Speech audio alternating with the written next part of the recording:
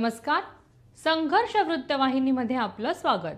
घेऊया ठाणे आणि आसपासच्या परिसरामधील घडणाऱ्या महत्त्वाच्या घडामोडींचा आढावा.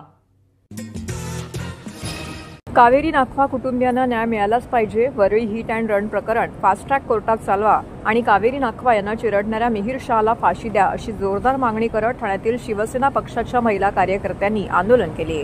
वरळीमध्ये भल्या पहाटे बेदकारपणे गाडी चालवून कावेरी नाखवा या महिलेला चिरडण्यात आले.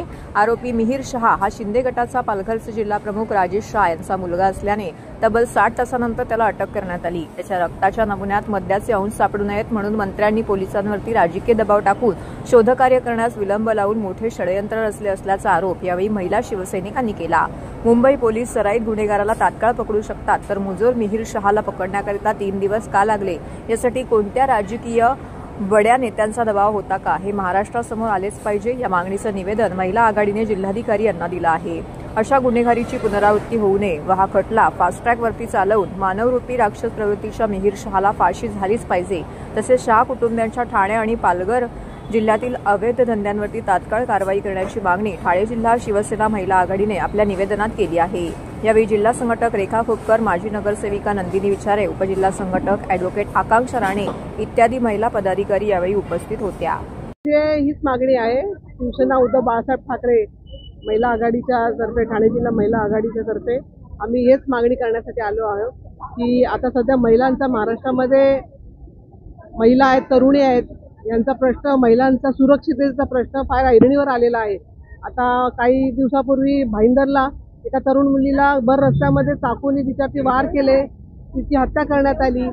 आता पोर्शे प्रकरण आहे हिट अँड रनचं पुण्यातलं, त्याचं काही झालं प्रकरण, पण ते पण संथ गतीने चालू आणि आरोपी मोकाट फिरतायत.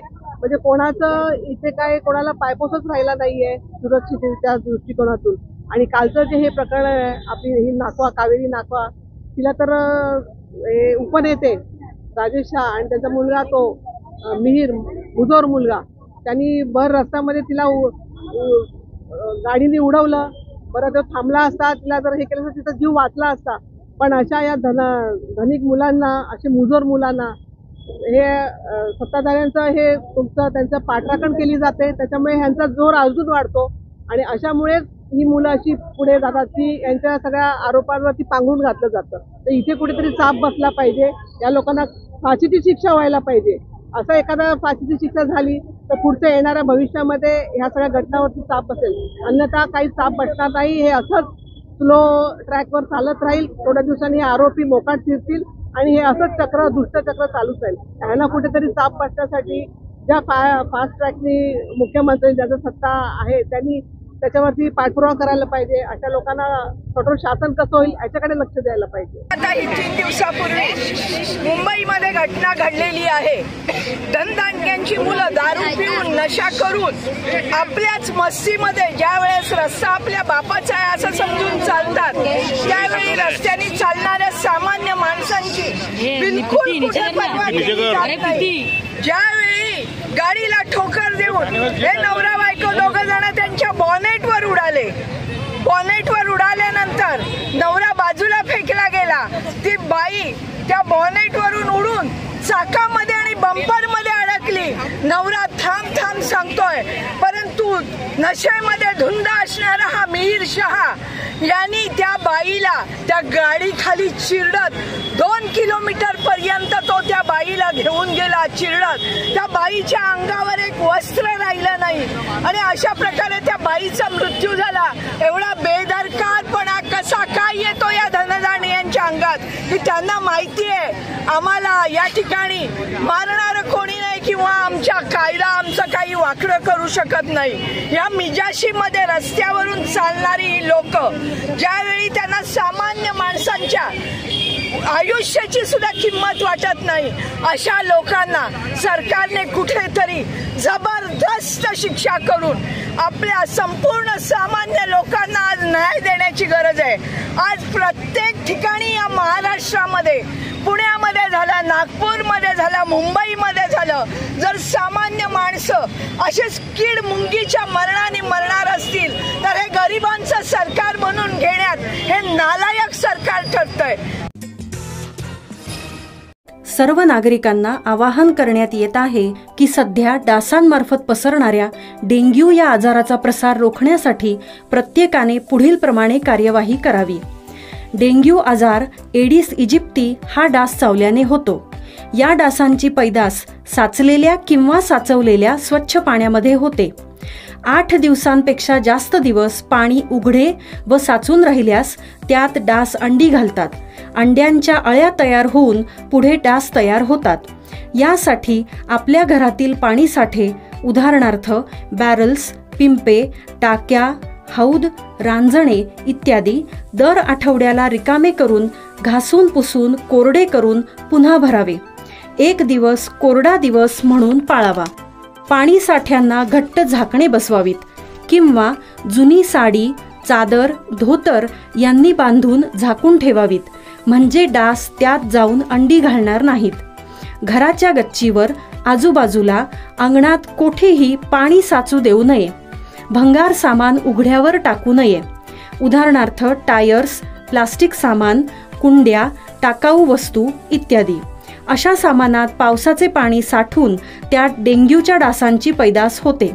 घरातील कूलर्स, फ्रीजच्या पाठीमागील ट्रे हे देखील वेळोवेळी कोरडे करावेत। लक्षात ठेवा, नुसत्या फवारणीने डास घनता कमी होत नाही, तर त्यासाठी डास पैदास ठिकाणे नष्ट करणे ही आपल्या सर्वांची जबाबदारी आहे। कोणताही ताप अंगावर न काढता जवळच्या शासकीय रुग्णालयात मोफत औषधोपचार घ्या। अशा प्रकारे नागरिकांनी सहकार्य केल्यास डेंग्यूचा प्रसार रोखणे सहज शक्य आहे।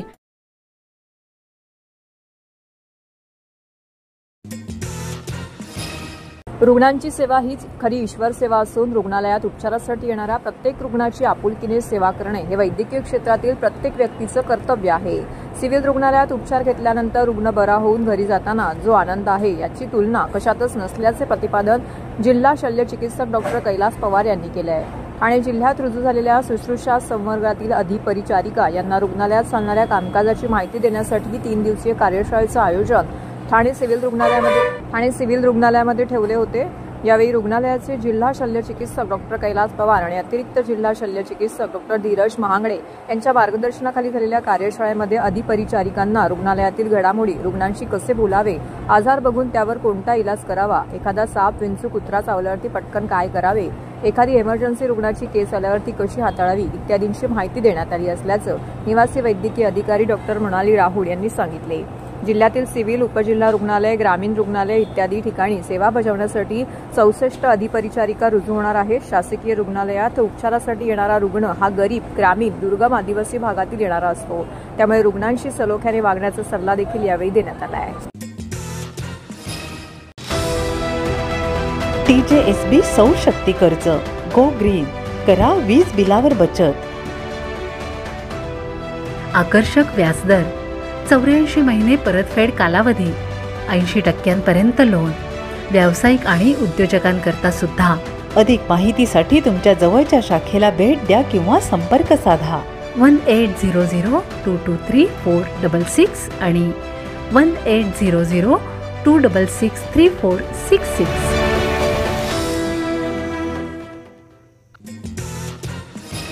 दोन सराईत सोनसाखळी चोरट्यांना बेड्या ठोकण्यात चितळसर मानपाडा पोलिसांना यश मिळालं आहे। आशिष कल्याण सिंग व अमित कुमार राकेश सिंग अशी अटक केलेल्या दोघांची नावं आहेत।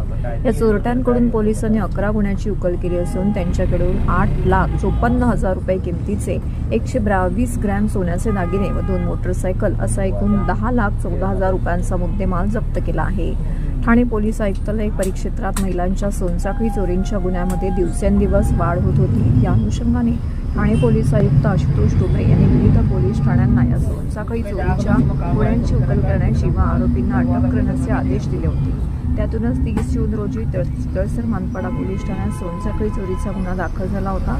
या प्रकरणी पोलीस उपायुक्त अमरसिंग जाधव, सहाय्यक पोलीस आयुक्त मंदार रवळे, वरिष्ठ पोलीस निरीक्षक गिरीश कोळी, पोलीस निरीक्षक विकास शेंडे यांच्या मार्गदर्शनाखाली गुन्हे प्रकटीकरण शाखेतील पोलीस उपनिरीक्षक प्रशांत सांगळी, पंकज लहाने व त्यांच्या पथकाने सीसीटीव्हीच्या माध्यमातून तपास करून आशिष सिंग याला वर्तकनगर येथील दोस्ती बिल्डिंग येथून ताब्यात घेतला आहे। चितळसरच्या हद्दीमध्ये आणि ठाणे पोलीस आयुक्तालयाच्या इतर पोलीस स्टेशनच्या हद्दीमध्ये महिलांचे सोन्याचे दागिने, चेन असेल, मंगळसूत्र असेल, असे जबरीनं चोरून नेण्याचे गुन्हे दाखल होते. त्या अनुषंगानं चित्तसर पोलीस स्टेशनचे सर्व अधिकारी, पोलीस उपनिरीक्षक PSI सांगळे आणि त्यांची टीम यांनी त्यांच्याकडे मिळालेल्या गोपनीय माहितीच्या आधारे त्याचबरोबर इतर तांत्रिक विश्लेषण करून या गुन्ह्यामध्ये संशयित आरोपी आशिष सिंग आणि अमित सिंग याला अटक केली आहे.